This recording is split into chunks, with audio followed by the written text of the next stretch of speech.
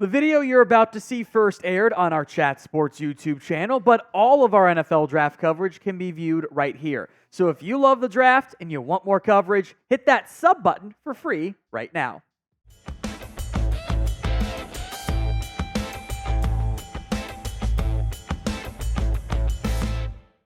Tom Downey here for Chat Sports. We are breaking down Dane Brugler's Summer Scouting 2025 quarterback rankings. I'll make note this is, of course, Summer Scouting, which means there's a whole year of things that can and will inevitably change. We've seen Jaden Daniels, Joe Burrow, and more emerge. Who could it be this year? The top 5 are the players Brugler went more in depth on. I'll mention a couple notes from his stuff and then my own thoughts on it. Number 1 is Carson Beck, which I think is kind of the safe pick here. That is the Georgia quarterback. Dane put what he does best and what he needs to work on for each of these top 5 guys. It was middle of the field timing. I do like that a lot in Beck. I think that matters in the NFL. You got to hit that deep dig.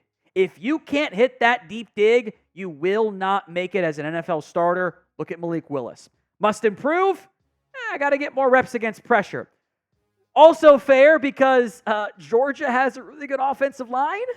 So how you handle it when things aren't in structure is a bit of an uncertainty.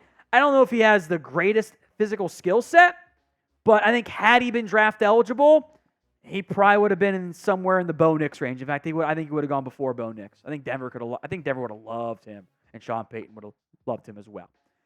So if you want more 2025 NFL draft videos, then like this one.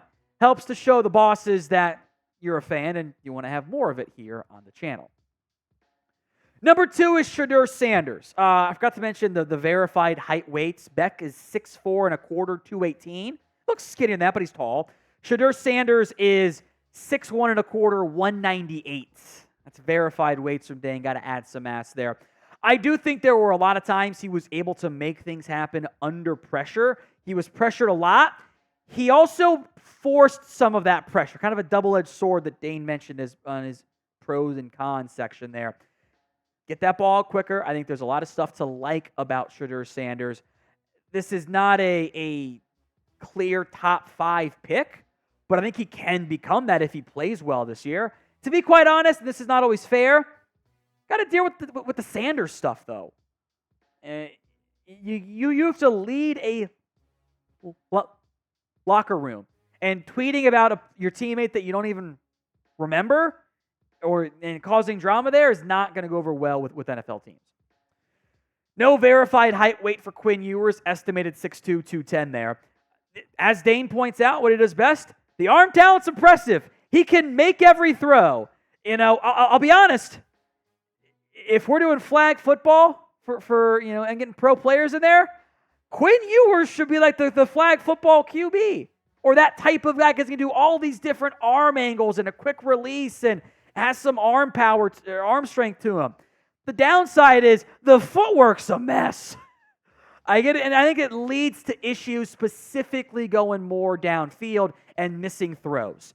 He has a lot of talent. There needs to be a lot of development. He could go from a first-round pick to, does he go back on the portal and struggles and they go to Arch Manning? There's a massive range of outcomes for Quinn Ewers. He could even be quarterback 1 in this year's class. Just depends on the growth. Who do you think will end up being QB1 in the 2025 NFL Draft? Let me know in the comments of today's show. We'll stick in Texas. Connor Weigman out of A&M, who I've seen a lot of buzz for, and I understand parts of it. Estimated 6'3", 215 here from Dane. Does do a great job in the pocket. He has a good feel for maneuvering it. As Dane points out, he puts body of work on what he must improve. Yeah, he's played 9 games and was better this year. There's a but. Before I get fully on board with Connor Weigman and the flashes of talent that we see, I need to see him beat and play well against better teams. Look at the stark difference between Power 5 teams and non-Power 5 teams. We're talking a 20% completion rate difference. We're talking Heisman Trophy on the right. That's pretty bad on the left. So which Connor Weigman is the real one? We'll find out this year. And I think he could rise. Or he could be the, it never quite materialized the way we thought it was going to. Number 5, and I was kind of surprised he was 5th on Dane's list. Allar out of Penn State, who Colin Cowherd said the clear-cut number 1 pick next year. Not true, by the way. 6'4", 230. My slanderous comp is he is Gen Z Christian Hackenberg, which is very slanderous. But he's got the arm strength. He has the size. He made a couple of good throws against Ohio State. Also struggled at times. He doesn't turn the ball over very much, but he's not good against pressure. The Penn State offense struggled in every single big game that there were. There were some drops. Dane comped him to Will Levis. I don't know if he has the same athletic upside, but again, it's a not great quarterback class. There's room for growth on a lot of these guys.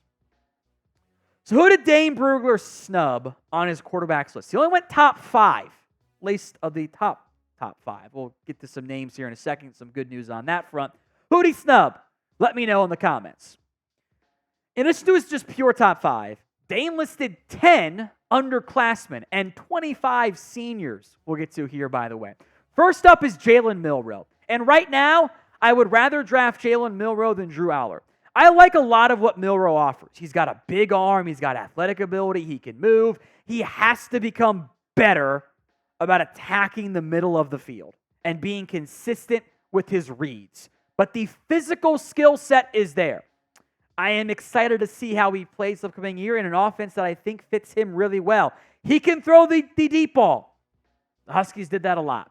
I love the number 5 inclusion here, one of my top sleepers, if there is such a thing in college football these days. Byron Brown out of South Florida. You're playing CFB 25. South Florida's a great G5 school still to pick because of Brown. Now, he was not good against Alabama in that almost upset. After that game, he played great. Almost 1,000 yards on the ground, 3,000 passing yards, 37 TDs, 11 INTs. There's high-end moments. A lot more consistency, as it is for most of these underclassmen, is still needed. Now, you can get the rookie jersey for your favorite player from last year's NFL draft class over at chatsports.com/NFL jersey. Link will be in the comments and the description of today's show. That's chatsports.com/NFL jersey. Everyone but Marvin Harrison is available over there. Again, that's chatsports.com/NFL jersey. In what is objectively hilarious, Kyron Drones is the first of 3 current or former Baylor quarterbacks on this list. He's, I think, the best of the bunch, too, by the way. I like his size a lot. There's good mobility. He played pretty darn well for Virginia Tech last year after taking over the starting job after a couple of games. Again, physical skill set's intriguing. I like him. I think there's a lot of development to go. Worth monitoring. Miller Moss put his name on the list with a really good bowl game. We will see if that continues or not. Not the biggest guy, but there's intrigue there. Baron Morton, one of 2 current or former Texas Tech quarterbacks on this list, who I also think might not be the best of the bunch there. He's at number 8. Noah Fafita is 5'10", 205. That is the estimated size, and he might be under 5'10". But he's fun. Again, this is kind of like your flag football Olympic QB. He makes a ton of plays on, an unrated Arizona team. Just the size is going to be a detriment for some teams. Cade Klubnik out of Clemson has to be a lot better. Maybe the breakout happens, but if it doesn't, Clemson is potentially in trouble, by the way, with just not having a functional enough offense. Now, we will have more NFL videos for you guys here every single day. So if you haven't already, hit that sub button, youtube.com/chatsportstv. So senior QBs, 25 names. We'll go quick.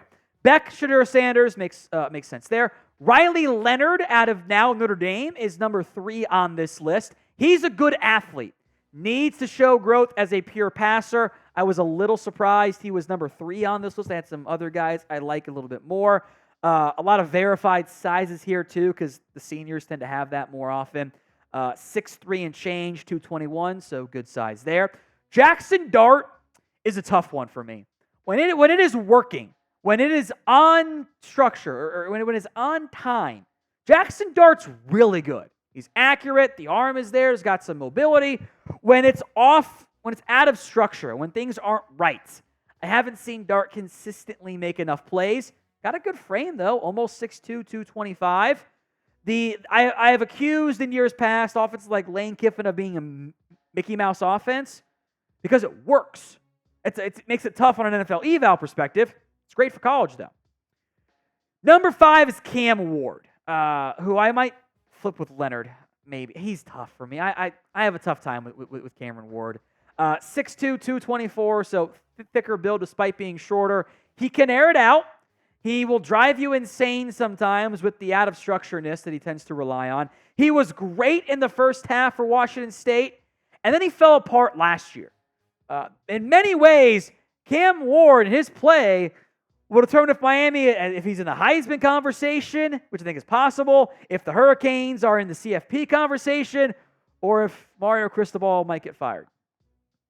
I won't lie to you guys, I have not watched much of Seth Henigan. Dane had him at 6. Surprised by that one. I'll have to do some digging on him. Graham Mertz at 7. I don't think he's very good. I am sorry. I have seen too much inconsistency outside of play action. He can run a play action-based offense. I think he'd be a backup in the NFL. But I think elevating non-play action stuff I wasn't very high on. Will Howard, almost 6'4", 240, so some good size there. From Kansas State to Ohio State, although Avery Johnson, not draft eligible, I kind of think was going to kind of just take that job to an extent. But I know Senior Bowl had a 4th-round grade on Howard. That's noteworthy. The one that might surprise some people is Donovan Smith. He is a sleeper. He's 6'4", 237. There are flashes of great play and flashes of not very good play. When he plays great, Texas or Houston wins. When he doesn't play well, it's a disaster. So it's a very common refrain for me. Get your consistency figured out here, boys. You do that, and they'll be in much better shape. This is the 3rd straight year we have talked about Tyler Van Dyke. That is not a good thing. He is now at Wisconsin. I am not falling for the Tyler Van Dyke trap because I liked him 2 years ago. I'm like, oh, this could be a big year for him. He was bad. And they started the year good last year, and then it fell apart. I ain't falling for no banana in the tailpipe this time. And what is viewed as a not great quarterback class, how many QBs go in round 1 of the 2025 NFL Draft? Let me know in the comments of today's show. Jalen Daniels out of Kansas is going to be fun this year. He's going to be electric. He might be in the Heisman conversation. I think 11 could end up being too low for him if he can stay healthy and showcase more typical drop-back passing stuff. Mark Gronowski out of South Dakota State, 6'2" and change, 235. I have not watched him. A good buddy of mine has. Says there's some stuff to like about it, kind of a weird motion. Good name to monitor. Kyle McCord. Who would say he's a senior? Feels like he's a sophomore, right? Out of Syracuse, the Ohio State transfer. I know how you Buckeyes fans feel about him. Dylan Gabriel. Now, I think there's a lot to unpack here. Because I like Gabriel as a passer. He was a dog at Oklahoma. He was a gamer. That Red River rivalry game, the shootout, he was awesome. He won that game for Oklahoma. Now he's at Oregon. He'll put up big numbers. He's also old. I don't know if he has the physical skill set to hang as a true starter. And he's 5'10 and a half, 201. He's not very big. You can tell how bad the quarterback class is here. Curtis Work, Ohio to Indiana transfer. I don't think he's very good. I like Brett Gabbert more, but that's also me being a homer. KJ Jefferson now at Central Florida. How about this for the verified size? Ready? 6'3", 261. Oh, man, it's a tight end. In fact, that's like a defensive end. That's huge. And he plays like it, too. DeQuan Finn, another Baylor quarterback. There's one of 2, although he's transfer. 6'1", 209. DJ Uiagalelei, who kind of rehabbed his stock at Oregon State. He kind of ran an offense that benefited him. listed at 6'4", 255.